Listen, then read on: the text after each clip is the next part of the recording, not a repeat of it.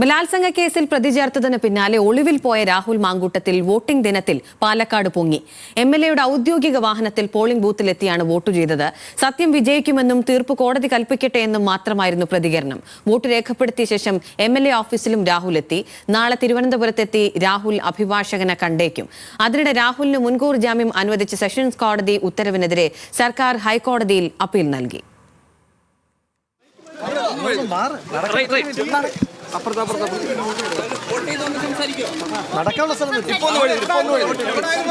ഒടുവിൽ 15 ദിവസം നീണ്ട ഒളിവ് ജീവിതത്തിന് വിരാമം. സംസ്ഥാനത്തിനകത്തും പുറത്തും പോലീസും SITയും അരിച്ചുപെറുക്കിയ രാഹുൽ മാങ്കൂട്ടത്തിൽ കൃത്യമായി വോട്ടിംഗ് ദിനത്തിൽ തന്നെ മുങ്ങിയ പാലക്കാട് തന്നെ പൊങ്ങി. അതും MLAയുടെ ഔദ്യോഗിക വാഹനത്തിൽ. വൈകിട്ട് 4:50 തിരക്കൊഴിഞ്ഞ സമയത്ത് പാലക്കാട് കുന്നത്തൂർ സൗത്തിലെ സെയിന്റ് സെബാസ്റ്റ്യൻ സ്കൂളിലെത്തി വോട്ട് രേഖപ്പെടുത്തി. കോടതിക്ക് മുന്നിലെത്തിയ കേസിൽ കോടതി തന്നെ തീർപ്പ് കൽപ്പിക്കട്ടെ എന്നും സത്യം ജയിക്കുമെന്നും മാത്രമായിരുന്നു പ്രതികരണം. ഒളിവ് ജീവിതം, കോൺഗ്രസ് നടപടി, പുതിയ പരാതി എന്നിവയെക്കുറിച്ചുള്ള മാധ്യമപ്രവർത്തകരുടെ ആവർത്തിച്ചുള്ള ചോദ്യങ്ങൾക്കൊന്നും മറുപടിയില്ല. എനിക്ക് പറയാനുള്ളതും എനിക്കെതിരെ പറയാനുള്ളതും ഏറ്റവും ബഹുമാനപ്പെട്ട കോടതിയുടെ മുൻപാകെയുണ്ട്. ഇനി കോടതി തീരുമാനിക്കും, സത്യം ചെയ്യും.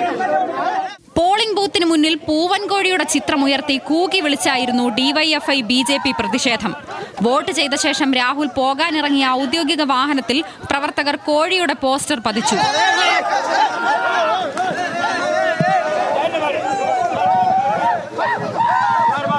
വോട്ട് ചെയ്ത ശേഷം നഗരത്തിലെ ഹോട്ടലിലും രാഹുൽ ഷോ.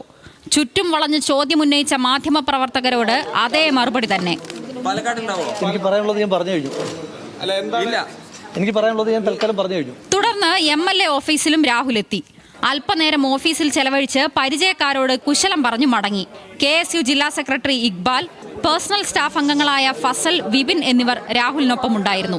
അതിനിടെ രണ്ടാം ബലാത്സംഗ കേസിൽ രാഹുൽ മാങ്കൂട്ടത്തിന് മുൻകൂർ ജാമ്യം അനുവദിച്ച തിരുവനന്തപുരം സെഷൻസ് കോടതിയുടെ ഉത്തരവിനെതിരെ സർക്കാർ ഹൈക്കോടതിയെ സമീപിച്ചു. സെഷൻസ് കോടതി തെളിവുകൾ പരിഗണിച്ചില്ലെന്നും അതിജീവിത നൽകിയ മൊഴിയിൽ രാഹുലിന്റെ പങ്ക് പ്രഥമ ദൃഷ്ട്യാ വ്യക്തമാണെന്നും അപ്പീലിൽ പറയുന്നു. പോലീസിൽ നേരിട്ട് പരാതി നൽകിയില്ലെന്ന വാദത്തിൽ കഴമ്പില്ല. ബലാത്സംഗ കേസിലെ അതിജീവിതയുടെ മാനസികാവസ്ഥയെക്കുറിച്ച് സുപ്രീം കോടതി തന്നെ വ്യക്തമാക്കിയിട്ടുണ്ടെന്നും സർക്കാർ ചൂണ്ടിക്കാട്ടുന്നുണ്ട്.